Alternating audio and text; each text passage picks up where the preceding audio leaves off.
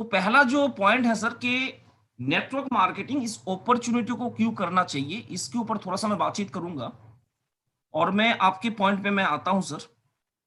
अ, sir देखिए पैसा का रोल जो है ना एक मिडिल क्लास फैमिली के लिए सर पैसा का रोल बहुत बड़ा है। बहुत सारे लोग सोचते हैं देखिए बहुत सारे लोग नफ़रत भी करते हैं पैसा से। लेकिन मैं एक चीज़ कहूँगा बहुत सारे लोग मेरे से पूछते हैं कि सर लाइफ में पैसा सब कुछ है क्या? बहुत सारे लोग बोलते हैं कि पैसा से प्यार को खरीदा नहीं जा सकता है। सर वो स्क्रीन में कुछ लोग जो है ना वो डिस्टर्ब कर रहे हैं सर। प्लीज़ ऐसा ना करें। और मैं रिक्वेस्ट करूँगा मिथिलेश सर को कि अगर कोई ऐसा डिस्टर्ब करते हैं सर तो उसको रिमूव कर दीजिए प्लीज़। स्क्रीन में सर कोई छेड़छाड़ ना करें। जी सर, जी सर। सब लोग सुन रहे हैं सर, प्लीज सर ऐसा ना करें सर। बिल्कुल सर, क्योंकि आज की मीटिंग में सर बहुत ज़बरदस्त कुछ होगा और मेरा मानना है कि 2022 के अंदर यहाँ पे बैठे हुए सारे के सारे लोग कम से कम एमराल्ड और स्टार एमराल्ड के पिन में रहेंगे।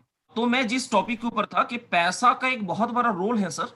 बहुत सारे लोग बोलते हैं कि पैसा सब कुछ नहीं है और बहुत सारे लोग बोलते हैं कि पैसा से सब कुछ खरीदा जा सकता है लेकिन प्यार को खरीदा नहीं जा सकता। लेकिन इस बात पे मैं सर एक चीज़ कहूँगा कि पैसा से प्यार को हो सकता है कि खरीदा नहीं जा सकता, लेकिन प्यार को जिंदा रखने के लिए पैसा का बहुत बड़ा रोल होता है।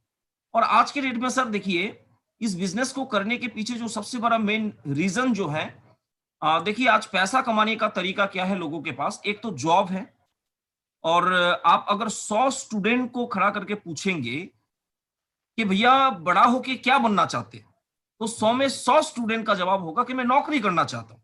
लेकिन मैं आपसे सवाल पूछना चाहता हूं, यहाँ पे जितने भी पेरेंट्स हैं, मैं एक हाथ जोड़ के रिक्वेस्ट करना चाहता हूं कि आज के डेट में लोग पढ़ लिख के गधा बन रहा है। बच्चे को एक ऐसा एजुकेशन दीजिए कि वो पढ़ाई करके नौकर ना बने बल्कि मालिक बने, लोगों को काम करने का अवसर प्रदान करे।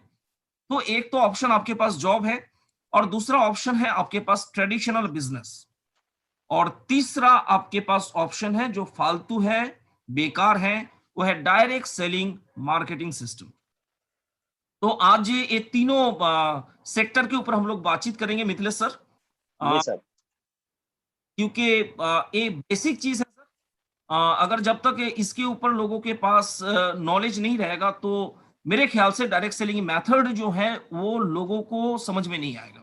तो पहला चीज मिथिलेश सर जॉब है और जॉब आपके पास ऑप्शन है सर कि आप गवर्नमेंट जॉब ले सकते हैं, कर सकते हैं और लोग इसको 99.99% लोग इसको एक बहुत अच्छा करियर के रूप में मानते हैं। लेकिन सबसे बड़ा प्रॉब्लम है कि नो चांस, क्योंकि आज के डेट में सर गवर्नमेंट सेक्टर जो भी है वो प्राइवेट सेक्टर हो रहा है। आज मतलब अखबार और न्यूज में मैंने भी देखा है कि जैसे एलआईसी एक गवर्नमेंट सेक्टर था, इंश्योरेंस सेक्टर में वो भी प्राइवेट हो रहा है।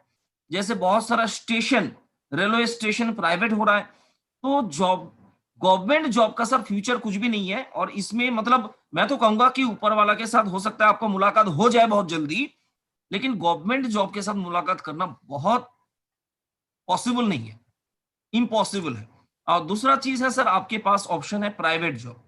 अगर प्राइवेट जॉब सर आप करते हैं तो इसमें सबसे बड़ा प्रॉब्लम है, इसमें कोई सिक्योरिटी नहीं है। 2020 21 मार्च, मिथिलेश सर वो दिन याद करिए आप, जी सर।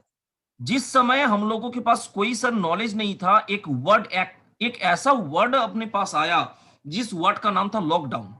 और ये लॉकडाउन जी चलते बहुत सारे लोगों का नौकरी चला गया।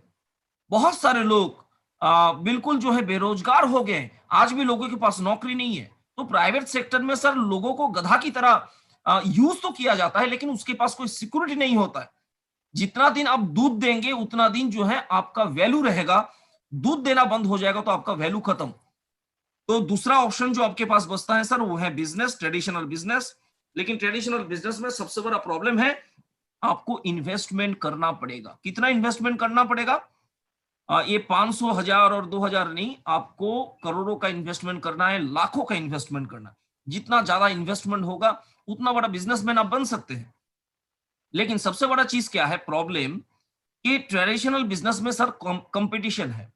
आप आज दवाई का दुकान खोलेंगे और रोड के बगल में कोई दवा का दुकान खोलता है तो कंपटीशन होता है। लेकिन डायरेक्ट सेलिंग सिस्टम को अगर देखेंगे sir, direct selling system competition से नहीं चलता है, कोऑपरेशन से चलता है। Direct selling system sir pressure से नहीं चलता है, प्लेजर से चलता है। तो इसीलिए मैंने डायरेक्ट सेलिंग सिस्टम का करियर को मैंने चूज किया। और यहाँ पे कंपटीशन बहुत ज्यादा है ट्रेडिशनल सेक्टर में, लेकिन थोड़ा सा डायरेक्ट सेलिंग सिस्टम के बारे में अगर जानकारी लेंगे तो एक चीज मैं बताना चाहूंगा सर कि आज जॉब या बिजनेस करके 10% लोगों का सपना पूरा होता है, 90% लोगों का सर सपना पूरा नहीं होता है। तो ये 90% लोग क्या जीवन में कभी सपना को पूरा नहीं कर सकते हैं? और ये 90% लोगों का सपना को पूरा करने के लिए ऊपर वाला का दिया हुआ एक वरदान, जो यूएसए के अंदर 1930 में एक सिस्टम लॉन्च हुआ, जिस सिस्टम का नाम है डायरेक्ट सेलिंग मेथड। और यूएसए के अंदर उस समय 1930 में लोग इसको अच्छा नजरिया से लोग नहीं देखते थे, लोग विरोध करते थे। जैसे आज भारत में लोग विरोध करते हैं, लोग सोचते हैं कि जिसके पास कोई काम नहीं है, कोई धंधा नहीं है, वही डायरेक्ट सेलिंग सिस्टम को कर सकते हैं, या उन्हीं को करना चाहिए। लेकिन 1958 में यूएसए गवर्नमेंट ने डायरेक्ट सेलिंग सिस्टम को माना कि एक एथिकल सिस्टम है और 90% लोगों का सपना पूरा करने का एक माध्यम, एक जरिया बन सकता है डायरेक्ट सेलिंग सिस्टम। और इंडिया की अगर बात करें सर, तो इंडिया में 1996 में एक विदेशी कंपनी डायरेक्ट सेलिंग सिस्टम को इंडिया में लेके आया, लेकिन उनके पास जो प्रोडक्ट था वो वेस्टर्न कल्चर का प्रोडक्ट था, वेस्टर्न रेट का प्रोडक्ट था और वेस्टर्न मेंटेलिटी का प्रोडक्ट था। लेकिन सन 2000 अगस्त में RCM business right concept of marketing जब भारत में अपना बिजनेस को चालू किया, इंडियन कंपनी है और इंडिया में बिजनेस को चालू किया सन 2000 अगस्त में।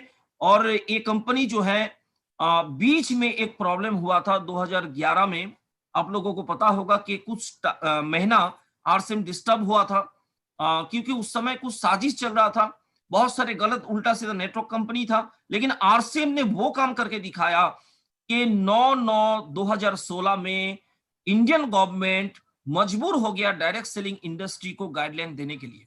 और इसमें सबसे बड़ा जो श्रेय है वो आरसीएम को मिलता है, आरसीएम के डिस्ट्रीब्यूटर को मिलता है, आरसीएम की फैमिली को मिलता है कि लोगों ने बिल्कुल आंदोलन किया, लोगों ने बहुत संघर्ष किया और करने के बाद जो है लोगों ने इसको अप्रूव करवाया। गवर्नमेंट आज के डेट में इसको अप्रूव मानते हैं। और मैं आपको बता दूं सर कि डायरेक्ट सेलिंग इंडस्ट्री, बहुत सारे लोग सोचते हैं कि जो पागल होते हैं वो डायरेक्ट सेलिंग कंपनी को करते हैं, जिनके पास कोई काम धंधा नहीं होता है वो डायरेक्ट सेलिंग कंपनी को करते हैं। लेकिन दिल्ली यूनिवर्सिटी के अंदर आज के डेट में सर डायरेक्ट सेलिंग कंपनी का, डायरेक्ट सेलिंग सिस्टम का एक सिलेबस है। तो आप क्या बोलेंगे कि दिल्ली यूनिवर्सिटी आज लोगों को पागल बना रहे हैं क्या? आज पूरा वर्ल्ड के अंदर जो मतलब एक मोटिवेशनल स्पीकर है डॉक्टर विवेक बिंद्रा जी, मैंने उनका एक वीडियो मैंने देखा था और उस वीडियो के अंदर उन्होंने बोला था कि उनका अगर कोई संतान है तो उनको अगर वो एडुकेटेड करना चाहते हैं तो किसी भी नेटवर्क कंपनी में, किसी भी डायरेक्ट सेलिंग कंपनी में 5 साल के लिए रोजगार करने के लिए नहीं, बल्कि एक सच्चा इंसान बनने के लिए वो एजुकेशन देना पसंद करते हैं। तो सर ऐसे ऐसे लोग आज के डेट में इस डायरेक्ट सेलिंग इंडस्ट्री को प्रमोट कर रहे हैं और मैं मानता हूं सर कि ये 100% साइंटिफिक सिस्टम है, 100% एथिकल बिजनेस है, तो इसको प्रमोट करना चाहिए। और जो भी पुराना धारणा है इसको जो है बिल्कुल अपने अंदर से निकालना बहुत जरूरी है।